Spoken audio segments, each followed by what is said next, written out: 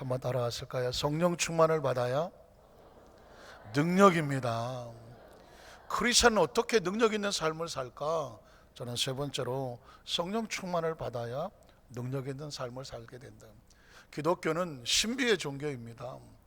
창세부터 계시록까지 신비스럽지 않은 것이 있나요? 그 중에 신비 중에 신비, 최고의 신비는 뭐냐면 삼위일체라고 하는 단어입니다. 한번 따라하실까요? 삼위일체. 삼위일체 하나님 수도 없이 말하지만 정확히 정의하라고 하면 누구도 정의하지 못합니다. 삼위가 뭘까요? 세 가지 위격, 좀 단어도 생소하죠. 위격, 품격, 영어로 말하면 퍼스널리티라고 하는데 어떤 인격, 하나님이니까 인격이라고 말할 수는 없으며 신격이라고 말할 수 있겠죠. 세 가지의 품격과 신격을 갖고 계시는데 일체, 몸은 하나라는 것입니다. 몸은 하나인데 그 품격과 퍼스널리티는 세 가지가 전혀 다르게 움직이기 때문에 그래서 만든 단어가 삼위일체라는 것입니다. 인간은 일위일체이기 때문에 하나의 몸에 하나의 인격을 가졌기 때문에 삼위일체라는 말을 이해하기 어렵습니다. 그래서 많은 신학자들이 어떻게 이해시킬까 하다가 태양을 비유하기도 합니다. 태양은 하나의 몸체를 가지고 있지 않습니까? 그런데 열이 나옵니다. 태양 가까이 가면 뜨겁지 않습니까? 여름은 태양과 가까이서 뜨거운 거죠. 또 빛이 나옵니다. 해가 뜨면 밝아지기 시작하지 않습니까? 그리고 태양은 에너지가 나옵니다. 그래서 태양이 있어야 생명이 자랍니다. 그러니까 태양이 하나인데 빛이 나오고 열이 나오고 에너지가 나오니까 삼위일체와 같다라고 설명하기도 하지만 이것도 부족합니다. 한 왕이 있습니다. 왕은 백성들은 뭐라고 부르냐면 폐하 뭐 이렇게 부르겠죠. 왕이라고 부릅니다. 부인은 남편이라고 부르겠죠. 자녀들은 뭐라고 부를까요? 아버지라고 부르겠죠. 그러니까 한 사람인데 전혀 다른 어떤 기능이나 어떤 상황에서 볼 때 불려지는 것이 다르기 때문에 혹시 이게 삼위일체가 아닐까라고 생각해 보기도 합니다. 그러나 이것도 완전하지는 않습니다. 언제 알 수 있을까요? 천국에 가봐야 알 수 있는 것입니다. 삼위일체라고 하는 신비는 반드시 천국에 가봐서 하나님으로부터 설명을 들어야 알지 인간은 누구도 완벽한 설명을 할 수가 없습니다. 그래서 반드시 삼위일체의 뜻을 알기 위해서도 천국은 어떻게 해야 된다? 가봐야 합니다. 반드시 가보세요. 여러분 반드시 천국에서 만나야 됩니다. 성경 예수님의 사역을 보면 홀로 사역하지 않습니다. 삼위일체가 있습니다.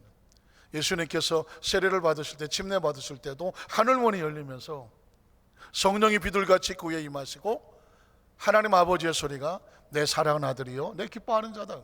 성경은 삼위일체란 단어는 없습니다. 그러나 하나님의 사역을 보면 항상 이 세 위격이 함께 하셨습니다. 마태복음 12장 28절을 제가 한번 읽어드릴까요? 마태복음 12장 28절에 보면 그러나 내가 예수님께서 귀신을 쫓아내면서 병을 고치는 사역을 합니다. 그런데 내 능력이 아니라고 말합니다. 내가 하나님의 무엇을 힘입어서 성령의 능력을 힘입어서 귀신을 쫓아낸다고 말하고 있습니다.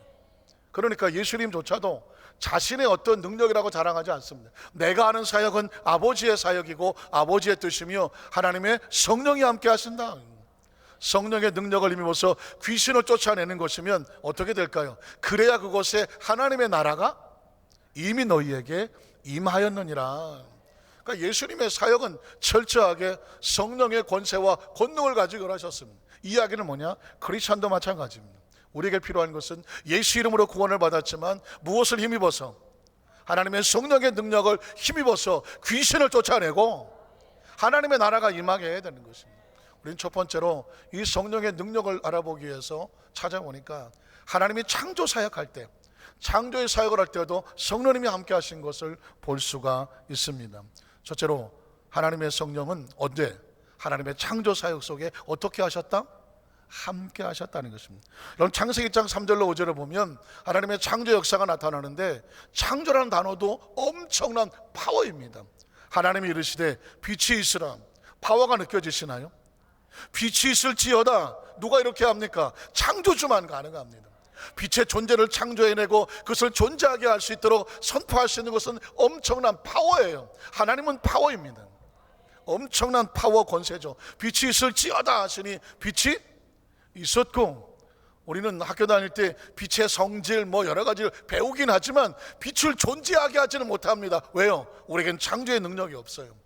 창조의 능력은 하나님만 갖고 계시는 것입니다. 자, 빛이 있었고, 또 빛이 하나님 보시기에 좋았더라. 왜? 하나님이 계획하신 대로 그대로 만들어졌습니다. 보시기에 좋았습니다. 하나님 빛과 어둠을 나누셨습니다. 여러분, 이것도 파워입니다. 어떻게 빛과 어둠을 나눕니까? 아무도 못 나눕니다. 파워만 가능한 것입니다. 이 성전 안에 스위치를 끄면 어두워집니다. 왜 그럴까요? 빛이 사라졌으니까. 스위치를 켜면 엄청난 파워에서 빛이 나타나고 어둠이 사라집니다. 이건 우리의 힘입니다. 그러나 빛을 존재하게 하지는 못합니다. 그건 바로 하나님의 파워입니다. 빛과 어둠을 나누셨고, 하나님이 빛을 낮이라 부르시고 어둠을 밤이라 부르셨습니다. 어떤 물체에 대해서 정확한 성질을 주어지게 하시고 그것을 부르게 하시는 분은, 나누게 하시는 분은 하나님이라는 것입니다. 이게 창조입니다. 이 엄청난 파워의 창조 역사 속에 성령님은 무엇을 하셨을까요? 창세기 1장 1절로 2절에 보면 이렇게 나옵니다. 태초에 하나님이 천지를 창조하시니라. 느껴지십니까? 창조라는 단어는 어마어마한 파워라고 말했습니다. 그 엄청난 파워가 어디서 나오나요? 그 다음 절에 보면 땅이 혼돈하고, 혹시 여러분 학교 다니실 때 영어 단어 공부하실 때 케이어스, 카오스, 카오스의 이론 많이 들어보셨을 것 같아요. 완전한 혼돈의 무질서, 아주 질서라고는 찾아볼 수 없는 엉망진창, 그 상태를 혼돈이라고 말합니다. 케이어스 또는 카오스라고 말합니다. 공허합니다. 아무것도 없습니다. 빛이 없어 흑암이고 그 깊이를 알 수가 없었습니다. 그런데 이 모든 것 위에 하나님의 영, 하나님의 영은 바로 성령님이시거든요. 하나님의 영이 수면 위에 이 모든 것 위에 운행하시더라. 여러분, 성경 속에서 운행이라는 단어를 꼭 기억하셔야 됩니다. 운행이라고 하는 단어를 혹시 영어 성경에 좀 관심 있으신 분은 후버링이라는 단어를 쓰십니다. 저 미국에 가면 캘리포니아에 후버댐이라고 있는데요, 그 아주 유명한 댐입니다. 엄청납니다. 저도 한번 가봤는데 상상을 초월하는 그런 댐이 있습니다. 그 이름이 후버예요. 그런데 후버링이란 무엇이냐면 어떤 강력한 힘에서 움직이는 상태를 후버라고 말하거든요. 그래서 하나님의 영이 어떻게 하시더냐, 큰 권세와 능력을 가지고 운행하신다, 그런 의미로 후버링을 씁니다. 그런데 또 다른 단어는 여러분이 아마 이해하실 만한 단어가 인큐베이터라는 단어 아십니까? 인큐베이터를 기억하십니까? 인큐베이터라는 것은 인공 자궁과 같은 거죠. 어머니의 태아와 같은 것입니다. 예전에는 7달 또 그 전에 조기 유산하면 살았습니까? 죽었습니까? 죽었습니다. 태어나서 살아갈 수가 없었습니다. 그런데 인큐베이터를 발명해내고 나서 어떻게 합니까? 조산을 하면 인큐베이터 집어넣습니다. 어머니의 태아와 똑같이 생명을 보존하고 지켜줍니다. 거기서 10달을 채우고 나오는 것입니다. 혹시 나는 인큐베이터 출신이다, 혹시 계시나요? 없으신가요? 예. 있을 수 있지 않겠습니까? 인큐베이터가 일찍 태어난 것도 흉도 아니고 인큐베이터에 힘을 걸렸기 때문에 건강하게 나올 수가 있습니다. 그래서 그 인큐베이터라는 단어는 뭐냐면 생명싸개와 같습니다. 어머니 태는 생명싸개 아닙니까? 그 어머니의 생명싸개가, 그 속에서 우리가 태어나서 그 생명이 우리가 자랄 수 있도록 모든 것을 공급해주고 보호해주고 있다가 그 10달 반에 무사히 세상에 태어나게 하는 어머니의 태는 생명싸개와 같죠. 제가 생명싸개라는 단어를 하면 혹시 낯설을지 모르겠습니다. 아주 어린 친구들은 생명싸개가 무슨 말인지 모를지도 모릅니다. 혹시 발싸개는 아십니까? 거지 발싸개는 혹시 아십니까? 예전에는, 요즘은 그런 욕을 잘 안 하지만 예전에는 이거 거지 발싸개 같은 그런 표현을 많이 썼습니다. 왜냐하면 거지는 신발이 없습니다. 그리고 엄동설원에 통상 걸리기 싫으니까는 이천 저천을 다 헝겊을 주워다가 발을 둘둘 싼단 말입니다. 마치 신발처럼 막 싸요. 그 싼 걸 가지고 여기저기 돌아다니니 그 발싸개가 얼마나 지저분하고 더럽겠습니까? 그런 남들이 볼 때는 이 거지 발싸개 같은 이렇게 욕을 하지만, 정작 거지는 그 발싸개가 없으면 어떻게 됩니까? 발이 퉁퉁 붓고 상처났고, 그건 이루 말할 수가 없는 것입니다. 싸개는 뭐냐? 발을 보호하려고 하는 것입니다. 생명싸개는 생명을 보호하는 장치를 말합니다. 하나님의 성령은 온 우주를 끌어안으면 생명싸개와 같으며 한 사람 한 사람의 생명싸개와 같습니다. 이 생명싸개라는 단어를 제가 성경에서 찾아봤습니다. 사무엘상 25장 28절로 31절에 보면 여러분은 모르셨겠지만, 아니 알고 계셨을지도 모르죠. 생명싸개라는 단어가 여기서 나옵니다. 제가 본문의 백그라운드를 잠깐 설명하겠습니다. 다윗이 왕이 되기 전에 그를 따른 한 400명의 무리들과 함께 사울을 피해서 도망을 다녔습니다. 동가숙 서가식 숨어 다녔단 말입니다. 한 곳에 이르러서는 나발이라고 하는 포도원을 하면서 큰 부자가 있었습니다. 이름의 뜻은 미련한 자인데, 이 나발에게 종을 보내서, 자, 다윗이라는 사람이 이곳에 무리들과 함께 왔는데 먹을 것이 필요하니 좀 도와주면 훗날 내가 당신에게 후사하겠소 라고 말했습니다. 그랬더니 나발이라고 하는 사람이 그 얘기를 듣고 원 세상에 개나 소나 다 돌아다니네, 다윗이라는 이름 들어보도 못했는데 웬 미친놈이 나한테 무슨 음식을 달라고 하니 안 된다고 말해 쫓아버리고 말았습니다. 다윗이 그 이야기를 듣고 얼마나 마음이 상했습니다. 그날 밤에 종들을 데리고 그 400명을 무리를 이끌고 그 나발을 습격하기로 했습니다. 근데 이 이야기를 나발의 아내 지혜로운 아비가일이라는 사람이 있습니다. 아비가일이 그 얘기를 듣고 깜짝 놀랐습니다. 이 사람은 하나님의 사람이었습니다. 저 다윗이 지금 저렇게 쫓겨다니지만 하나님이 세우실 하나님의 일꾼인 걸 알았습니다. 하나님의 종인 걸 알았습니다. 그래서 다윗을 돕기로 작정합니다. 그런 다윗을 찾아옵니다.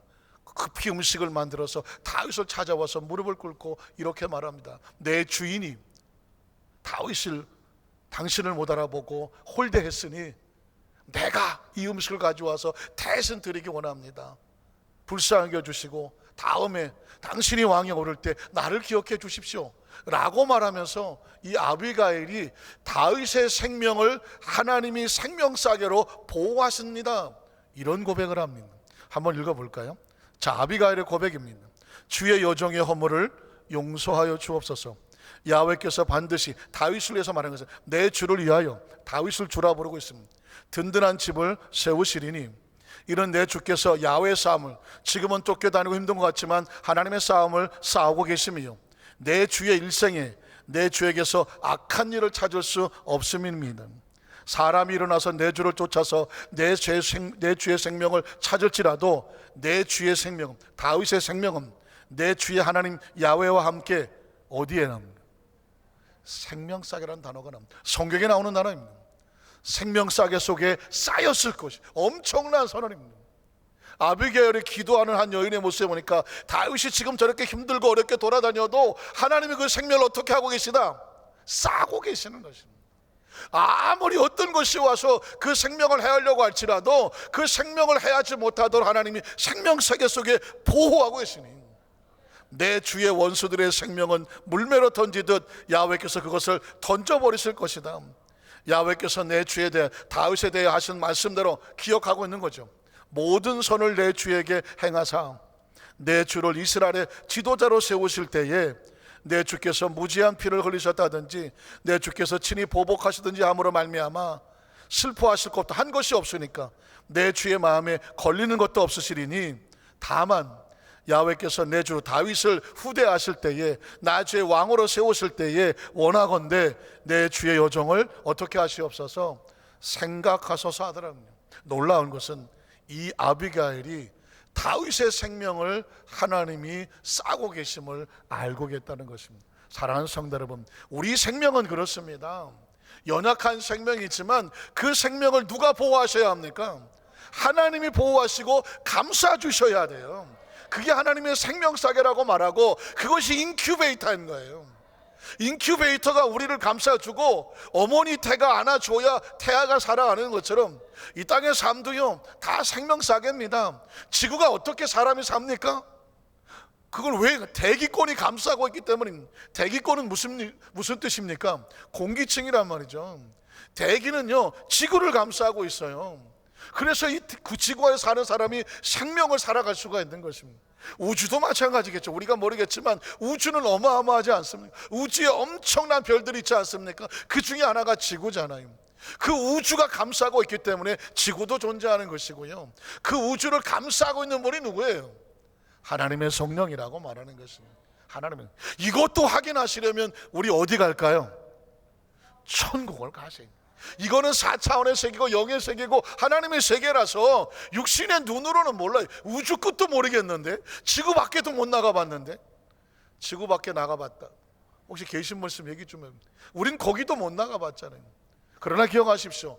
하나님의 때가 돼 육신을 벗어놓고 우리 영이 하나님 앞에 가면 그 모든 것이, 신비한 것이, 그 비밀을 알게 될 줄로 믿습니다. 여러분, 예수님을 구주로 믿으시면 아멘 하시기를 바랍니다. 예수를 구주로 믿는 게 얼마나 귀한지 아십니까? 제가 지난 주일날 시르벤 선교의 그 헌신 예배 때 정말 여러분이 듣도 보도 못한 그런 설교를 하겠다고 광고를 했습니다.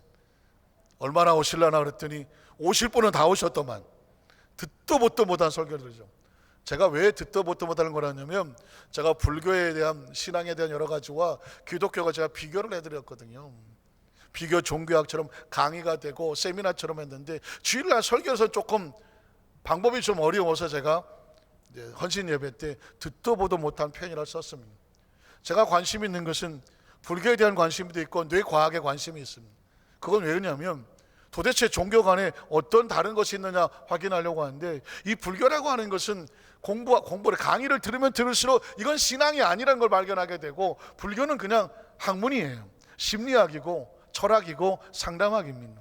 자, 여러분 혹시 이분을 아시나요? 제가 사진을, 이분은 아주 유명한 분입니다. 기억하시나요? 지금 전 세계를 다니면서 증문즉답, 혹시 안산에도 아마 광고를 붙은 것 같아요. 제가 본 적 같아요. 안산도 왔다 가신 것 같아요. 증문즉답 무슨 뜻입니까? 즉석에서 질문을 하고 즉석에서 답을 하는 거예요. 법륜이라고 하는 스님입니다. 그래서 이분에 대한 유튜브를 찍으면 당장 스마트폰에 법륜 스님이면 증문즉답 나오고, 전 세계 여기 다니면서 그 자리에서 불교 신자라고 말해야 되겠죠. 그분들의 질문을 그 자리에서 답하는 내용이 나옵니다. 그래서 이분이 강의하고서로 증문즉답하는 가운데 기독교를 언급한 내용이 있어서 제가 이번에 얘기를 드리는 이유인데요. 한 불교 신자가 이렇게 묻습니다. 근데 경상도 톤이에요. 스님, 우리 오빠가요 귀신에 들렸어요. 그래서 꿈에 귀신이 나타나고 이상한 소리하고 자꾸 귀신이 보인다고 하는데, 스님 귀신이 있나요? 이게 질문이에요. 알고 싶어요. 스님이 뭐라고 말하냐면, 이 법륜 스님은 질문한 사람한테 이렇게 말해요. 자기라고 불러요. 아마 그게 편하신 것 같아요. 자기는 귀신이 있다고 믿어요? 없다고 믿어요? 이렇게 물어요.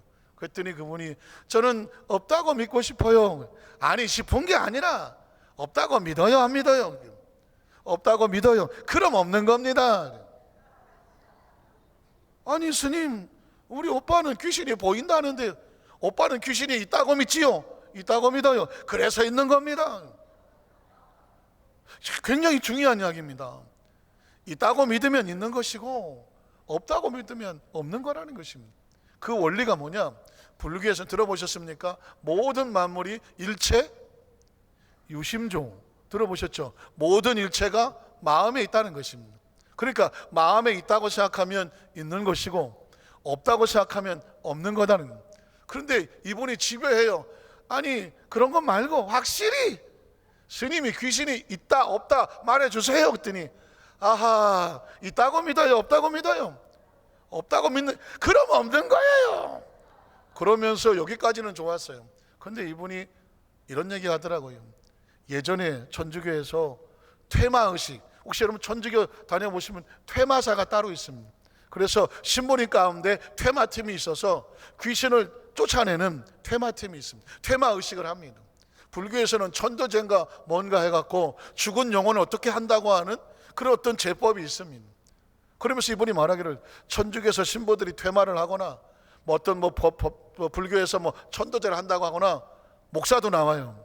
목사님들이 귀신 쫓아낸다고 축사를 하거나, 이건 다 무식해서 하는 짓이에요 이러더라고요.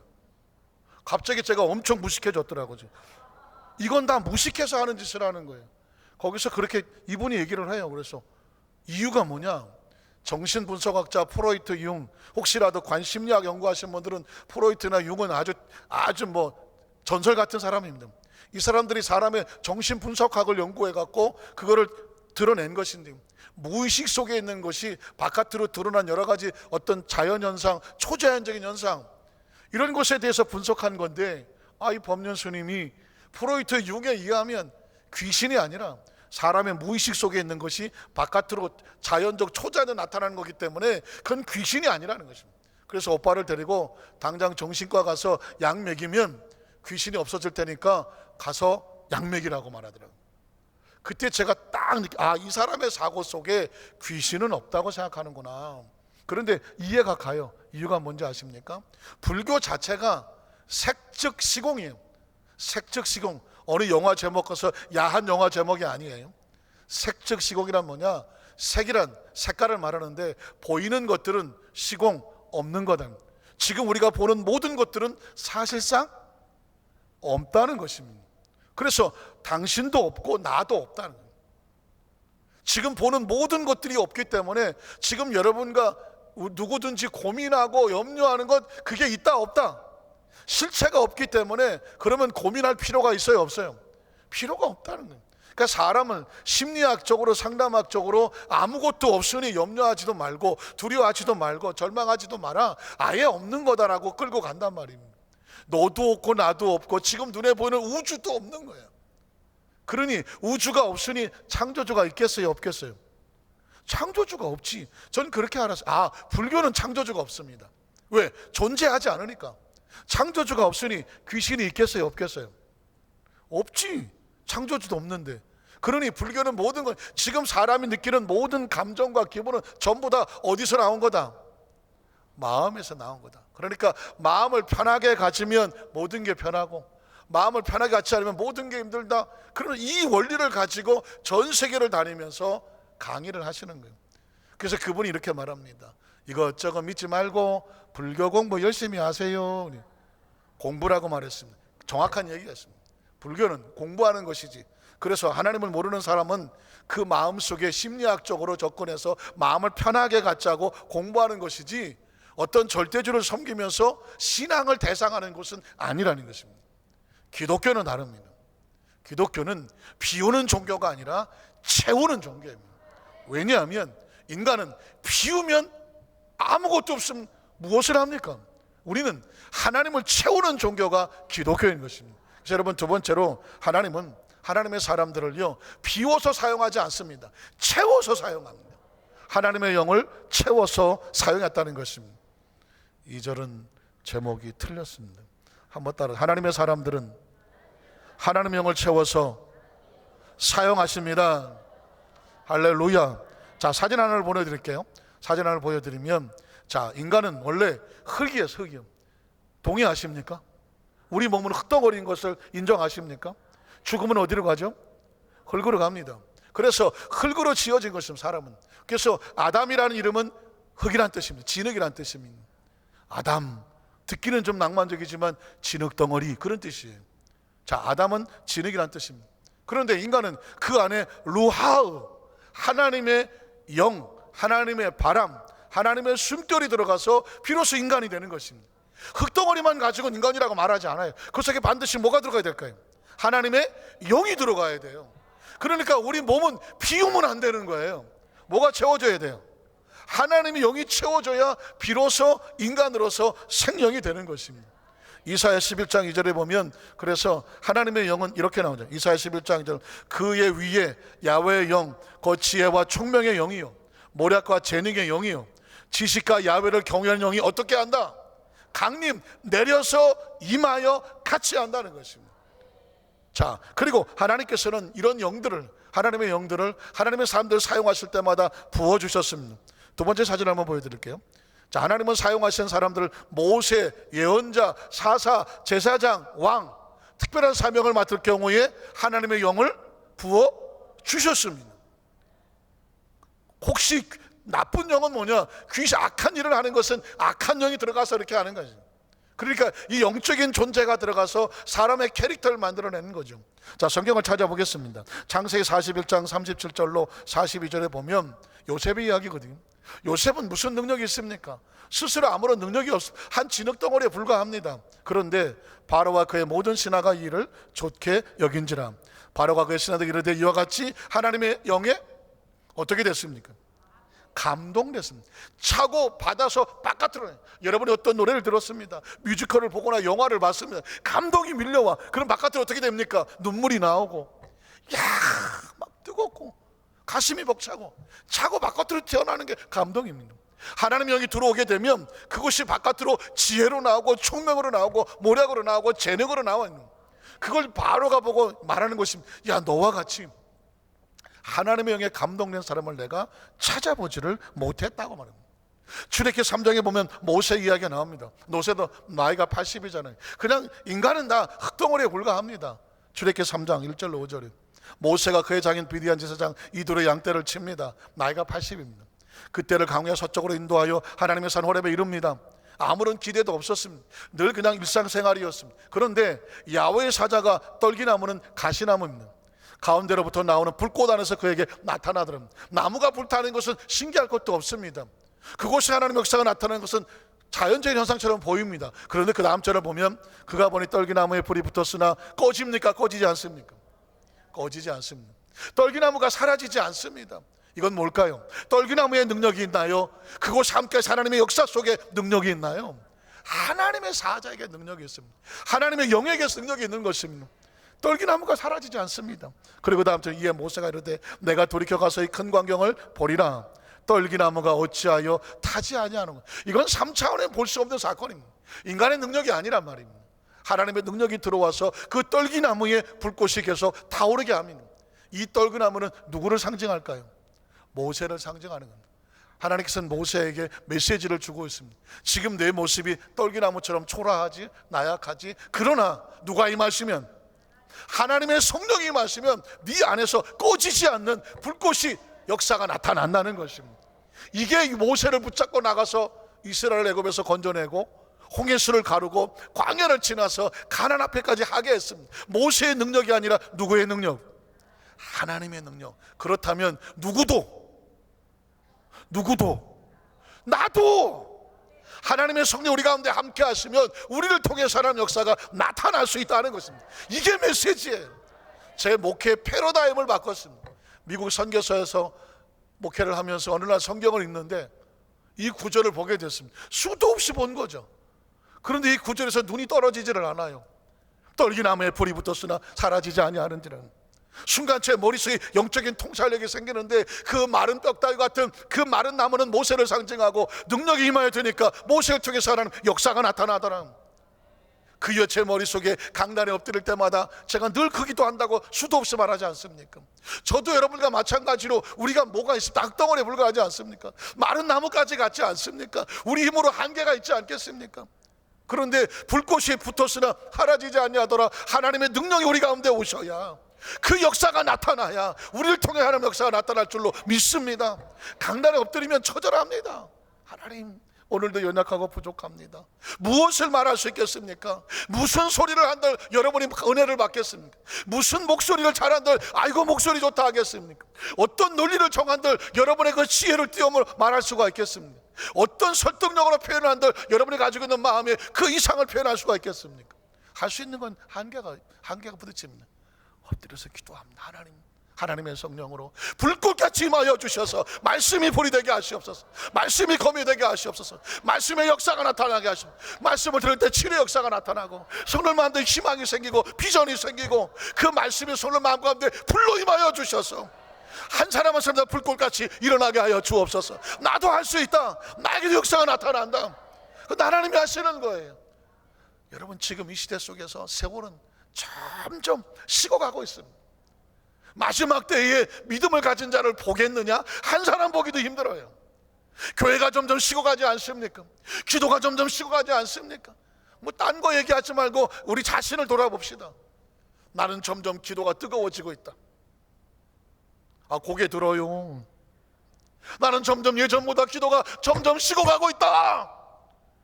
손들면 민망하니까 발가락이라도 한번 들어보세요. 여러분 보십시오. 영이 있어야 삽니다. 나무에 능력이 있는 게 아니에요. 성령의 불꽃에 힘이 있는 것입니다. 지혜가 필요합니까? 성령이 오셔야 됩니다. 명철이 필요합니까? 성령이 오셔야 됩니다. 열정이 필요합니까? 성령이 오셔야 됩니다. 생명은 성령이 살리는 거예요. 능력은 성령이 살리는 거예요. 모세가 무슨 힘이 있습니까? 마른 나무가 무슨 힘이 있습니까? 하나님의 영이 들어오시니까 꺼지지 아니하며 그 땅을 거룩한 곳으로 만들어 주시는 것입니다. 출애굽기 31장 1절로 11절에도 보면 하나님의 일 누가 합니까? 하나님의 성령이 오셔야 됩니다. 야훼께서 모세에게 말씀하여 이르시되 내가 유다 지파 홀의 손자여 우리 아들인 부사를 발음도 어렵고 들어보기도 쉽지 않습니다. 부사를 지명하여 부르고 하나님의 영을 그에게 충만하게 하여, 잘 들어보십시오, 충만하게 하여. 자동차가 아무리 좋아도 기름이 안 들어가면, 기름이 없으면 꼼짝도 안 합니다. 기름으로 충만하게 하여 어떻게 합니까? 지혜와 총명과 지식과 여러 가지 재주로 정교한 일을 연구할 수 있게 해주며 금과 은과 노추로 만들게 하며 만들 수 있는 능력을 주며 보석을 깎아 물리며 여러 가지 기술로 나무를 새겨 만들게 하리라. 누가 들어오면? 하나님의 성령으로 충만하면. 여러분, 이 시대 속에 우리에게 정말 간절하고 갈급한 기도는 뭐냐면 성령이 충만해지는 것입니다. 민수기 보면 14장 21로 24절에 여러분 잘 아시는 갈렙의 이야기가 나옵니다. 내 영광과 애굽과 광야에서 행한 내 이적을 보고서도 이같이 10번이나 나를 시험하고 내 목소리를 청조하지 아니한 그 사람들은 내가 그들의 조상들에게 맹세한 땅을 결단코 보지 못할 것이요 또 나를 멸시하는 사람은 한 사람도 그것을 보지 못하리라. 그러나 왜 하나님을 멸시합니까? 학 속에 하나님의 영이 없기 때문입니다. 여러분, 하나님의 성령이 들어와야 말씀도 들려집니다. 말씀도 깨달아지고요, 기도도 하고 싶어지는 것이고요, 하나님의 영이 들어와야 봉사도 하는 거예요. 여러분, 하기 싫으면 갖다 놔도 안 합니다. 억지로는 안 되는 게 하나님의 일이에요. 하나님의 영이 들어와야 돼요. 여러분 보십시오. 그러나 내 종 갈렙은 온 이스라엘 백성 300만이 다 도망을 치고 있는데 내 종 갈렙은 그 마음이 그들과 달랐습니다. 도대체 어떤 마음이 그렇습니까? 그 마음에 누가 들어갔을까요? 하나님의 영이 들어갔어요. 여러분 기억하셔야 돼요. 우리 마음에 하나님의 영이 들어와야 하나님의 일도 할 수 있습니다. 하나님의 영으로 인도함을 받는 사람이 하나님의 사람이래. 그래서 여러분을 보고 감사한 건, 눈물 나는 것은 이 귀한 자리에 하나님의 영의 감동이 아니면 이 자리에 나올 수가 없잖아요. 나는 어제 청소년 축구를 보고 잤다. 어이구, 우리 안산수 목원교회 남자들은 안 봤으나 여자들은 보셨군요. 그거 다 보시고 사실 주일 예배 참석하기 쉽지 않잖아요. 그럼에도 불구하고 한 번도 안 주무시네. 제가 광고를 이렇게 하려고 했거든요. 오늘은 설교 시간에 주무셔도 된다. 어제 그 역사적인 순간에 광고 응원하세요 TV 오시면 얼마나 힘들었겠어. 그러나 이겨야 용서하려고 그랬는데 지는 바람에 좀 아쉬움은 있지만 그래도 어떻습니까? 대한민국 역사 속에서 결승에 나가서 2위 준결승을 좀 준우승할 수 있으니 얼마나 감사합니까? 사실 그 친구들에게 격려의 박수를 보내고 어떤 분이 댓글을 올렸더라고요. 내 살아생전에 이런 결승을 볼 수 있다니. 이기냐 지느냐 중요하지 않아요. 그만큼 대한민국 축구 역사 속에 거의 앞으로 또 그런 기회가 올까요? 제가 이 이야기를 드린 것은 뭐냐면 그럼에도 불구하고 이 자리에 좀 더 잤으면 좋겠다 하는데도 불구하고 나오시는 이유가 뭐예요? 하나님이 이끌어 주신 것입니다. 하나님의 영의 감동을 받는 사람이 하나님의 사람인 것이죠. 여러분 신명기 34장 9절로 12절을 보면 모세가 눈의 아들 여호수아에게 안수하였으므로 그에게 지혜의 영이 충만합니다. 하나님 일은 이렇습니다.